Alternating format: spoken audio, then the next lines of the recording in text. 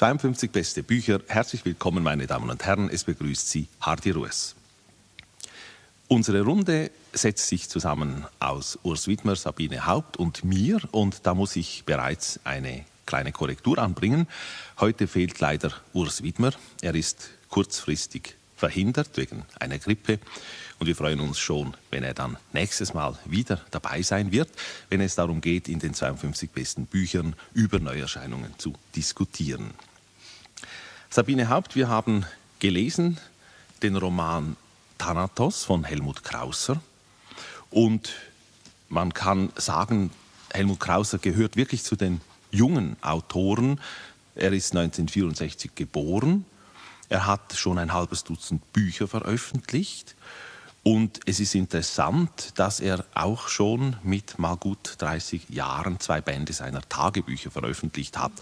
Und da kommt mir, wenn ich das so lese im Klappentext, 2 Bände Tagebücher mit gut 30 Jahren, kommt mir schon ein bisschen der Held dieses Romans in den Sinn.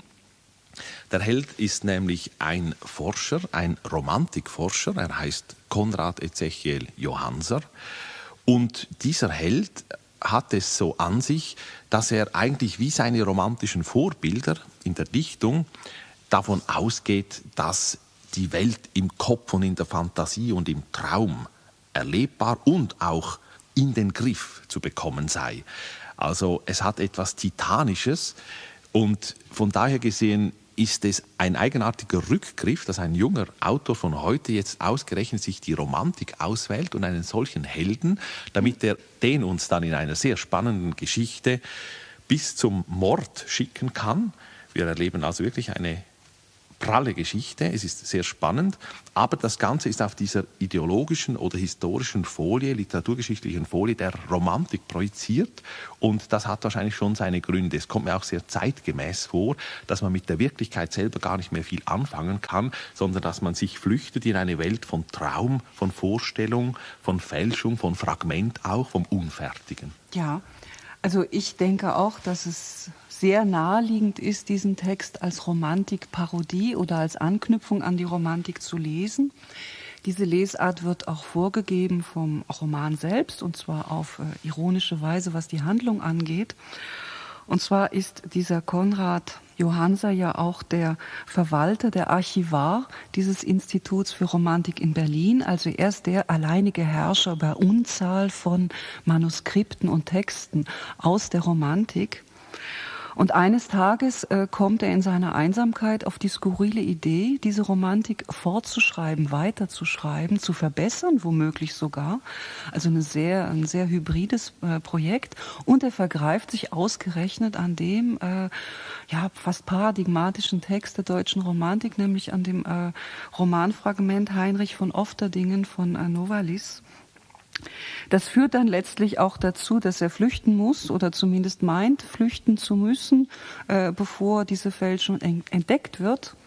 Aber gleichzeitig erfährt man später, dass diese Fälschung so genial ist, dass man ihm eigentlich nicht auf die Schliche kommt. Und dass sozusagen jedenfalls in der Fiktion des Romans die Geschichte der deutschen Romantik nochmal neu geschrieben werden müsste. Das ist sehr interessant und ironisch, aber gleichzeitig natürlich auch ein bisschen zu lesen als Programm für den Text selbst. Also als ein Fortschreiben der deutschen Romantik.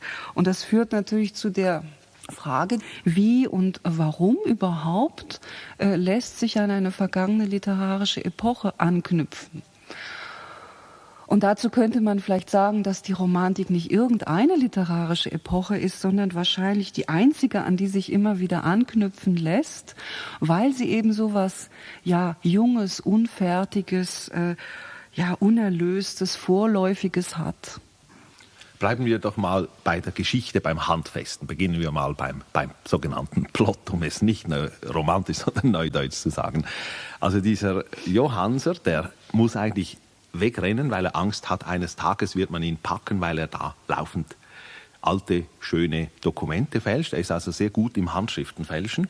Und jetzt kommt er aufs Land zu Verwandten, Onkel und Tante und zu einem Cousin. Und da spielt sich nun jetzt wirklich die saftige, prallste Idylle ab, die man sich vorstellen kann, so fast biedermeierlich, nicht? Dieses Kleinbürgerliche. Der Vater ist ein wenig ein verschrobener, verrückter Kerl, der im Keller, er ist früh pensioniert, große Installationen hat, um mit dem Jenseits Kontakt aufzunehmen. Die Mutter ist wirklich die treu besorgte Hausmutter, überbesorgt, und der Sohn, der ist so in der Pubertät und 1,95 groß, dieser Cousin vom Johannser, der verzweifelt fast und dem hängt es wirklich fast aus in dieser Behütetheit, und von daher gesehen entsteht dann wirklich eine Spannung zwischen auch diesen beiden Cousins, nicht? Es geht um gemeinsame Lieben, die sie teilen müssen. Also da ist dann ein Potenzial, ein Konfliktpotenzial angelegt, das schließlich in einem Mord endet. Das wäre mal die Geschichte. Ich glaube, sie hat eine wichtige Funktion, weil da im Grunde genommen die Realität sich abspielt im Roman. Das ist die Jetztzeit, die dieser Held erlebt und ich mit ihm. Und es ist eine recht trostlose Zeit, nicht? Im Dorf die Idylle, die Langeweile, und in der Stadt, die auch immer wieder geschildert wird, die der Johannser erlebt, das totale Chaos und die Angst, die nackte Angst. Und ich habe mich gefragt, ist das der Ausdruck wirklich eines gut 30-jährigen Autors oder einer ganzen Generation, der nicht mehr weiß, wohin zwischen dieser langweiligen Verlogenheit, der Idyllik im Familienleben und dieser absolut panikmachenden Grenzenlosigkeit einer Großstadt? Ja, vielleicht könnte man spekulativ sagen, dass das genau der Punkt ist, der ein Lebensgefühl einer bestimmten Generation verbindet mit dem Lebensgefühl der jungen Romantiker Anfang des 19. Jahrhunderts. Das ist schon richtig, denn auch damals gab es ja diesen Blick, diesen sehr skeptischen, enttäuschten Blick auf die als langweilig, trostlos erlebte Realität, also auf die Philister, wie es damals hieß, und nicht Spießbürger. Ja. Und Johannser nennt diese Schwäbische Alb, also es ist offensichtlich Süddeutschland, auch nennt es ab und zu mal den Schwäbischen Alb, also von Albtraum. Und der Albtraum ist ja auch ein eine ganz wichtige Folie für den gesamten Roman. Ich hatte allerdings mit diesem Mittelteil so meine Schwierigkeiten beim Lesen. Also der Roman ist ja so umfangreich, sind glaube ich über 530 Seiten, ne? Und der Mittelteil, das sind ungefähr 100 oder 150, die eben in dieser Idylle sich abspielen. Der heißt komischerweise, dieses dritte Buch heißt Gewaltmarsch.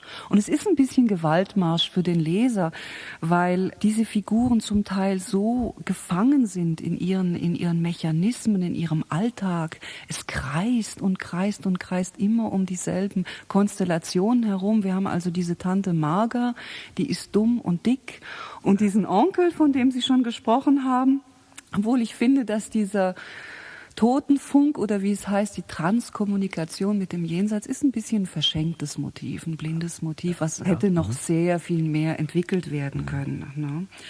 Ja, und dann haben wir eben dieses für mich als Leserin ziemlich unerträgliche Kreisen, was schließlich dann zum Mord führt. Und das ist vielleicht das Geniale eigentlich dieser dort entwickelten Langeweile, dass man als Leser diesen Mord fast als Befreiungsschlag empfindet. Ja.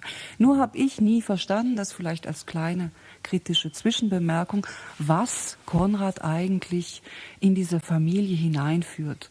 Es ist offensichtlich keine wirkliche Heimreise, ja, obwohl sein Geburtsort daneben liegt. Aber was ihn dazu bringt, dort Wochen, ja monatelang zu bleiben, das scheint mir irgendwie ein bisschen wenig motiviert zu sein. Würde ich sagen, das ist der erste Teil, den ich glaube, der ist sogar recht gut motiviert, Sabine Haupt, wenn ich Ihnen jetzt da so diametral widersprechen darf. Denn der Johannser wird ja geschildert in der Stadt im Leben, nicht? Seine Frau ist Malerin, auch ein schönes romantisches Motiv, dass alle Künste zusammenkommen müssen. Die Malerei kommt zusammen, bei Johannser dann die Dichtung, aber er selber kann nicht Kunst produzieren, heißt es einmal. Er sucht immer nach Untertiteln seiner inneren Lehre, aber er findet es nur im Fremden. Die Malerin ist eigentlich kein Talent, sondern sie taugt nur dazu, eine Galerie zu eröffnen. Dann müssen die Geld aufnehmen, kommen in Schulden. Und da, glaube ich, wird sehr schön aufgebaut, wie die Liebe auseinanderfällt. Die Leute leben sich auseinander, der Johannser wird einsam und dann im Institut, wo er arbeitet, wird er gemobbt, wie es heute heißt, nicht? Denn man veranstaltet ein Mobbing gegen ihn und zusammen mit dieser Einsamkeit in der Stadt fand ich es recht gut motiviert, dass er plötzlich davon muss aufs Land. er wolle heim, nicht? Was auch immer dieses Heim sei. Und er findet natürlich dieses Heim nicht. Und jetzt wird es eigentlich für mich darum sehr interessant, weil er jetzt versucht, was die Romantiker nennen würden, zu poetisieren. Das Leben zu poetisieren. Das ist ja Novalis. Novalis liefert das Motto für dieses Buch. Das heißt, wo gehen wir denn hin? Immer nach Hause. Und zugleich gibt es aber ein Baudelaire-Zitat im Buch, und das fand ich sehr interessant, wo gesagt wird, wenn die Leute plötzlich ohne Motivation beginnen, verrückte Dinge zu treiben, da gibt es zwei Möglichkeiten, das zu erklären. Entweder sagen wir, es ist hysterisch oder es ist satanisch. Jetzt in dieser Langeweile, in die der Held hineinkommt, getrieben, weil er im Leben eben die Erfüllung nicht findet. Er ist wirklich unbefriedigt, auch sexuell. Er versucht alles, alle Praktiken mit allen möglichen Frauen. Es gelingt ihm nicht. Er bleibt unzufrieden und unbefriedigt. Und jetzt finde ich es interessant. Jetzt kommt der Moment, wo diese Poetisierung des Alltags eigentlich Sinn bekommt. Und er hat ja den Kopf voller Zitate aus der Romantik. Und das fand ich sehr, sehr spannend zu sehen, wie jetzt der Held, dieser Johannser, nach gängiger eigentlich Diktion hysterisch wird oder verrückt. Andererseits aber wird er eben auch titanisch, nicht im Sinn von satanisch. Er beginnt jetzt die Welt in die Hände zu nehmen. Das fand ich sehr stark motiviert. Nur eben zu einem schrecklichen Ende. Er wird zum Mörder und zum Verrückten, nicht? Ich habe halt ein bisschen den Verdacht, dass die Poetisierung der Romantik eigentlich dort einsetzt, wo er dieses Haus durch den Gewaltakt verlässt. Und es geht ein bisschen zusammen mit der im Buch erwähnten These, dass die deutsche Romantik direkt in den Faschismus münde. Das ist eine These, die früher ketzerisch gewesen ist. Heute ist sie vielleicht nur noch etwas ungenau. Es ist nichts Neues. Sie besagt einfach, dass die Ideologie der deutschen Romantik gemeint ist eigentlich wohl mehr der Idealismus Hegels, mehr oder weniger direkt über Zwischenstufen in den Faschismus mündet. Der Philologe Johannser leugnet das direkt im Buch im Anschluss, ohne jedoch Gegenargumente zu finden, die es natürlich auch gäbe, vor allen Dingen in der Unterscheidung zwischen Frühromantik und Spätromantik. Und der Psychot und Serienmörder, der nun gewalttätig wird, der scheint diese These hingegen eher belegen zu wollen. Und das ist auch das etwas, wie soll ich sagen, Zwiespältige vielleicht an dem Buch. Hemdsärmelig würde ich sogar sagen, Sabine. Ja, weiß nicht, ob das hemdsärmlich ist, denn es erinnert mich so ein bisschen an diese Ideologie oder Ästhetisierung des Mordens und der Gewalt. Also der Mord wird ja für Johannser immer mehr zum Selbstzweck. Am Anfang war es noch irgendwie motiviert, aber nachher tut er das einfach nur noch, um irgendetwas zu tun. Und die ideologische Verherrlichung von Gewalt und Kriminalität hat es ja in protofaschistischen Kreisen Anfang des Jahrhunderts gegeben. Raus aus dem langweiligen bürgerlichen Mief, irgendetwas muss passieren, egal was. Ja, also auch diese Sucht nach Größe, manchmal auch nach unmoralischer Größe. Das sogar kennen nach wir. Krieg, nicht? Als Erlösung aus der Langeweile, aus dem Dämon Ennui Genau. des letzten Das ist ja auch Jahrhunderts. das, was die Linken den Expressionisten vorgeworfen haben. Ne? Also diese Form der Poetisierung ist eine, die eben aus dieser Idylle hinausführt. Ich sagte hemdsärmelig, Sabine Haupt, deshalb, weil ich den Eindruck hatte, immer wieder mal beim Lesen des Buches, dass Helmut Krauser, der Autor, der ungeheuer viel Talent hat. Also ich muss sagen, das ist nur schon deshalb, glaube ich, ein Erlebnis, dieses Buch zu lesen, weil man hier auf einen Autor trifft, der alle Stilebenen betreten kann. Nicht? Es gibt wunderbare Belege, wie er das macht. Es ist ein großartiger Könner. Aber natürlich, und er hat wahrscheinlich auf allen zwei Seiten einen Einfall, mit dem er einen kleinen neuen Roman, andere würden einen kleinen Roman daraus machen. Aber eben, es kommt dann sehr viel zusammen. Diese ideologische Schiene sozusagen, wohin führt die Romantik? Eben auch dann die Verherrlichung des Volkes übrigens, nicht? Aus der Romantik das Volkslied, das Volkshafte, das Naturnahe, das da plötzlich Gewicht bekommt. Also führt in den Faschismus. Fand ich aber eigentlich so nur schnell hingekleckst, dieser Gedanke. Gleichzeitig aber will er uns auch weismachen, wie ein Mensch, warum ein Mensch zum Beispiel sozial aus allen Netzen fällt. Eben Mobbing, Verlust der Liebe, Unfähigkeit zur Liebe. Er wird dann verrückt, nicht? Also psychologisch gesehen wird er irre. Das ist wieder eine Schiene. Und dann gibt es noch eine dritte Schiene, sozusagen die mythologische, nämlich Thanatos. Der sitzt ja immer wieder mal auf einem Plateau, schaut in diese Landschaft hinaus und auf dieses schöne Dörfchen, da auf dieses behäbige, wo dieser Johannser lebt, bei seinem Onkel, bei seiner Tante. Und da kommt wieder was Neues und ein neuer Ton hinein. Und so gesehen kommt es mir manchmal vor, als ob ich ein ungeheures Orgelgebrause vernehmen würde, aber ich höre fast nicht mehr die Motive, die Melodien, die gehen fast ein bisschen unter.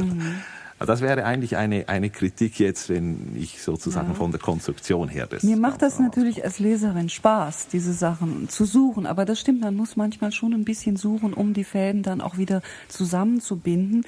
Dieses Thanatos-Motiv, das stimmt, es ist etwas abgelöst vom Text. Das ist ein bisschen strukturgebend. Also vielleicht, um das kurz zu erklären, am Anfang jeden Kapitels taucht die allegorische Figur des Thanatos auf, also Gott der Toten und auch der Vergänglichkeit. Und zwar rinnt ihm die Zeit aus dem Koffer heraus. Und das ist ein sehr schönes Motiv für das Lebensgefühl auch von Konrad Johannser. Ist aber übrigens nicht die einzige mythologische Anspielung. Es gibt noch zwei andere, und zwar natürlich Dionysos, der ab und zu auftaucht. Also das geht so weit, dass die Kirche in der Geburtsstadt heißt Sankt Dionys, ja, also so ganz süddeutsch. Und natürlich ist Dionysus eine der wichtigsten mythologischen Figuren der deutschen Romantik. Ab und zu zitiert auch Krauser Sekundärliteratur dazu. Er versteckt das alles sehr, sehr schön. Und es gibt sogar Anspielungen auf Jesus. Hängt natürlich auch zusammen mit dieser manischen Variante des Charakters. Schön auch wieder, wie der Autor, dieser Helmut Krauser, dann dieses mythologisch Überhöhte widerbricht. Das ist ja doch ein einfacher, armer Mensch, der ja nur Wissenschaftler ist, nicht? Und da heißt es einmal eben ganz zu Beginn des Buches, er war kein berauschter Rächer, er war magenkrank. Er hat vor lauter Ärger einen Magengeschwür bekommen. War kein Dionysos-Jünger, war Weinsäufer. Und zwar billigen Zitronenwein trinkt er. War kein messianisch Liebender, war Fußfetischist. Als der Arzt ihm das Trinken verbot, besoff er sich aus Trotz so stark, dass er andern Tags bei einem Artikel über Wackenroders überschaubar kurzes Leben mehrere Daten verwechselte. Und das zeigt eigentlich jetzt, würde ich meinen, auch die spielerische Potenz des Autors Helmut Krauser, dass er zwar die Figur so anlegt, dass wir die halbe Romantik drin wiedererleben, auch die Verzweiflung übrigens, die Romantik kann man ja auch verstehen als eine Art Verzweiflung am Rationalen, nicht? Und zugleich aber, dass er die Figur so in die Niederungen des Alltagslebens hinuntersetzt, dass eben diese Ironie dann eigentlich sie uns wieder nahe bringt und sie uns auch glaubwürdig macht, nicht? Also ein ganz normaler Mensch, der plötzlich eben mit Allmachtsfantasien die Welt an sich reißen will und dann eigentlich wirklich tragisch endet. Aber ein anderes wichtiges Moment der Romantik und auch dieses Buches ist die Schilderung und das Erlebnis der Natur. Die Natur dann auch verstanden als etwas, worin sich eigentlich auch Religiöses abspielt. Also der Mensch kann über die Natur Kontakt mit dem Universum gewinnen. Und da, glaube ich, zeigt sich auch eine große Qualität von Helmut Krauser. Er lässt diesen Helden, diesen Konrad Johannser, lässt er immer wieder mal ganz ruhig Natur erleben. Und ich würde vorschlagen, dass wir uns mal eine solche Passage anschauen, wo dieser Romantiker, dieser Neo-Neuromantiker Konrad Johannser sich einem Stück Natur mal überlässt und übergibt. Danach, endlich ruhig geworden, tief und bewusst atmend, wanderte Johannser über hügeliges Land, über Wiesen voll Löwenzahn und Akelei. In gemessenem Abstand von einem Streichquartett begleitet, deklamierte er sein Lieblingsgedicht: Nur einen Sommer gönnt ihr Gewaltigen und einen Herbst zu reifem Gesange mir, dass williger mein Herz vom süßen Spiele gesättiget, dann mir sterbe. Alle Kanten schliffen sich ab an der zarten Musik. Jeder Schritt kam später Genugtuung gleich. Frühlingsduft, durch Einbildung verstärkt, aromatisierte die herrliche Leere im Kopf. Johannser beschloss, eines Abends zu jenem Teich zurückzukehren, und den Stacheldraht zu übersteigen. Eine vernünftige Flasche Barolo neben sich, im Schilf liegen wie ein Böcklinscher Faun, die Bocksfüße ins Wasser getaucht, Hände zum Kissen gefaltet, Libellenfrauen bei der Eiablage zusehen. Schwerer Wein voll Erde, Wein, der dem Körper ein Bett unterlegt, worauf sich zwanglos ruhen lässt. Dazu Erlesenes Rutaritil geschluckt und die Zeit gespalten in genussvoll erlebte Momente, ohne Zusammenhang und Strenge. Und wenn der Mond feist am Himmel hängt, Krater zählen, kosmische Einschusslöcher, in Waben und Gruben wühlen mit lunatischem Blick, kokettieren mit pur romantischer Geistesverwirrung. Das musste zu erreichen sein. Alles schien einfach und nah. Die Sonne stand jetzt im Zenit. Johansa war gute 5 Kilometer marschiert und näherte sich einem Gehöft. Verrottet und ausgestorben schien es. Im Dachstuhl fehlte die Hälfte der Schindeln. Von den Mauern war aller Putz weggebrochen, und der Misthaufen, auf dem kein Hahn krähte, war wirr über den Hof verstreut. Leere Koppeln säumten das Gut. Ein Scheunentor stand bis zum Anschlag offen, und ebenso leer wie jene Scheune wirkten die Stallungen. In einigen Fenstern klafften Löcher, und vor dem Wohntrakt stand ein alter VW-Bus ohne Reifen, vermutlich ausgeschlachtet bis zum letzten Kupferkabel. Neugierig geworden, verließ Johansa den Feldweg. Er besaß ein Faible für Ruinen, hatte immer bedauert, dass Deutschland nach dem Krieg so schnell seiner singulären Kulisse beraubt worden war. Der jugendliche Konrad hatte sein Zimmer mit Luftaufnahmen zerbombter Städte geschmückt, bis sie vom Vater in einem Wutanfall von den Wänden gerissen wurden. Damals hatte Konrad ihm zum ersten Mal den Tod gewünscht. Er wusste es noch. Der stumme Fluch war Blasphemie und Befreiung zugleich gewesen. Groß, erschreckend und folgenlos. Statt eines ödipalen Fanals kamen Jahre geduckten Wartens. Dies also ein Ausschnitt aus Helmut Krausers Roman Thanatos, gelesen von Peter Kneer. Und ich glaube, Sabine Haupt, hier hat man eine Qualität von Helmut Krausers Prosa wahrscheinlich gut mithören können. Ich finde, er schafft es ganz ausgezeichnet, in einer ruhigen, langsamen Prosa dieses Naturerlebnis seines Helden uns zu vermitteln. Mhm. Ganz unauffällig und nur ein kleines Detail, wie geschickt er das romantische Motiv der Ruine in die Neuzeit hinübernimmt. Nicht nur ein altes Gehöft, das kaputt geht, sondern ein ausgeweiteter VW-Bus, nicht? Also er hat ganz ungeheuer viele Details, wo man nur staunen muss, wenn man den Text genau anschaut, wie virtuos und sicher das einfach hingesetzt ist. Also dieser Ausschnitt ist praktisch eine Miniaturstudie oder ein Querschnitt durch sehr, sehr viele Register, die in der Romantik gezogen werden. Also nicht nur die Naturbeschreibung, obwohl diese Naturbeschreibung natürlich eine ist, die durchaus nicht impressionistisch funktioniert, sondern eher auf Projektionen auch des einsamen Helden beruht. Und wir haben gleichzeitig diese Faszination für alles Extreme, fürs Morbide. Wir haben die psychologische Motivierung, also vielleicht sollte man das auch noch erwähnen. Es gibt nämlich eine in diesem Text, und zwar ist Konrads Eltern sind Sadisten. Also das wird in einigen Stellen im Text ganz, ganz klar gesagt. Insofern haben wir es nicht nur zu tun mit einer ästhetischen Legitimierung, sondern auch mit einer durchaus psychologischen. Also seine Drogensucht wird motiviert und so weiter. Und diese ganzen Zeichen, die er dort trifft, auch das scheint mir symptomatisch zu sein für eine bestimmte Art der Wahrnehmung, nämlich alles zu interpretieren, alles als Zeichen zu nehmen. Und diese Form der paranoiden Melancholie, könnte man fast sagen, ist auch ein Leitmotiv des Textes. Also er sagt einmal an einer Stelle, es ist alles Zeichen für etwas oder es hängt alles mit allem zusammen und jedes Wort hat eine Hintertür und so weiter. Ja, das sind wirklich auch Stellen, die gleichzeitig immer wieder darauf hinweisen, wie Krauser selbst seinen Text eigentlich versteht und wie er ihn montiert und wie das funktioniert. Psychologisch übrigens eben auch eine ganz stark motivierte Geschichte. Und zwar mit 2, 3 Nebensätzen immer wieder motiviert, nicht?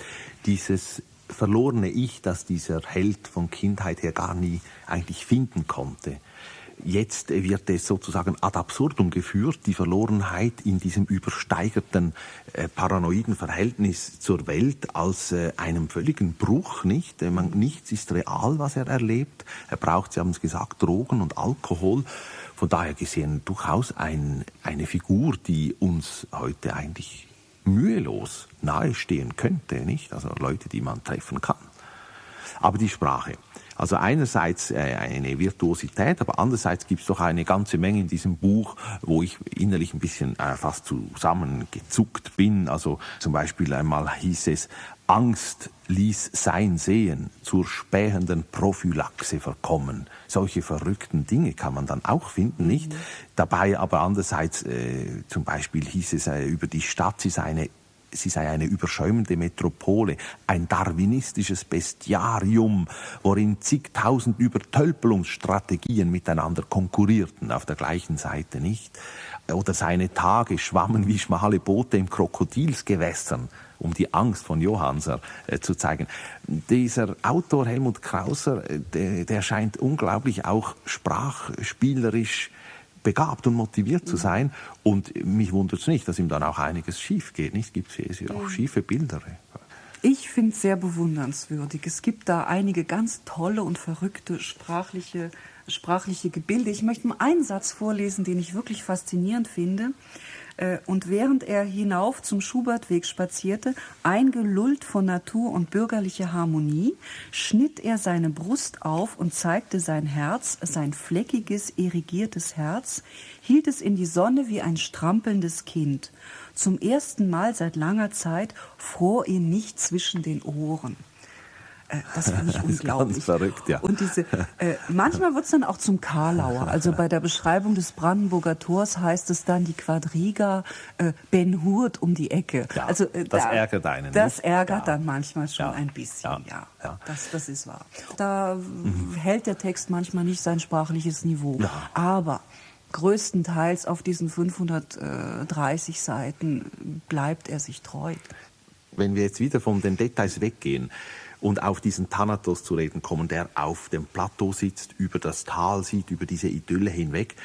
Und der Schluss des Buches, der letzte Teil, besteht aus lauter Fragmenten, wo wir auch nicht mehr genau wissen, wie viel ist nur gedacht vom Kopf aus dieses Helden, wie viel ist Realität geworden. Und da, glaube ich, gelingt es dem Buch doch wirklich, uns diese konkrete Geschichte, die sehr spannend ist, muss ich nochmals sagen, die sehr detailliert und fast realistisch genau geschildert ist, die von einem erzählerischen Atem durchwehen zu lassen, dass ich eigentlich wirklich auch auf diesem Plateau sitze und diese Leute als kleine Modellfiguren in einer großen Maschinerie betrachte und auch diesen ganzen und Irrsinn eigentlich in aller Ruhe ganz überzeugend mir geschildert finde, nicht? Dieser Blick hat natürlich auch was sehr Zynisches. Also Konrad spricht ab und zu von Thanatos-Maschinen. Also die Menschen sind einfach nicht nur sterblich, sondern sie sind gleichzeitig auch noch als Maschinen gekennzeichnet. Und am Ende haben wir ja diese sehr romantische Doppelgängerstruktur auch. Und zwar verwandelt sich Konrad immer mehr in seinen Doppelgängeropfer in Benedikt, in den jungen 16-Jährigen. Und aus dessen pubertär-zynischer Perspektive heraus und dem spezifischen Nihilismus oder Großstadtnihilismus auch, werden dann auch die Taten Johannsers motiviert und legitimiert. Und das ist ein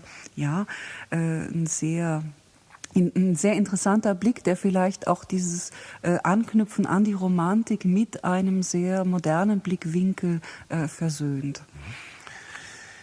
Ganz zum Schluss vielleicht, um jetzt dieses doch große Lob und unsere große Begeisterung nicht zu korrigieren, aber sie in einen Rahmen zu stellen, möchte ich doch ein Zitat aus dem Buch bringen, denn das scheint mir am Schluss doch die Krux dieses großen Talents zu sein und ich finde es wirklich auch sprachlich eine ganz überzeugende Gesellenprobe hier, die Helmut Krauser mit dem Thanatos vorlegt. Aber das scheint mir nun das Problem zu sein. Es gibt eine Stelle im Buch drin, wo der Held, dieser Konrad Johannser, auf einen ganz verschrobenen Kerl trifft, der da so wie ein Schrat oder wie ein Faun im Sumpf haust.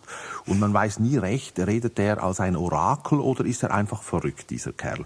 Und dann kommt das Zitat und dann heißt es, es lag ganz in der Deutungskraft des Zuhörers, Sinn darin zu finden, so wie man auch nach Kaffeesatz, Runen oder Kristallkugeln greifen kann, um letztlich in sich selbst zu lesen. Und wer diesen Roman Thanatos von Helmut Krauser ergreift, der wird, würde ich mal sagen, zwischen Kaffeesatz und Kristallkugeln alles finden und er wird wirklich selber lesen müssen. Aber dass die Kristallkugeln und der Kaffeesatz uns so angenehm präsentiert werden, das ist eine Leistung dieses Romans. Das war's, meine Damen und Herren, in den 52 besten Büchern. Heute zum Roman Thanatos von Helmut Krauser. Erschienen ist das Buch bei Luchterhand. Ich bedanke mich herzlich bei Ihnen, Sabine Haupt, Technik Barbara Gysin und am Mikrofon verabschiedet sich von Ihnen Hardy Ruess.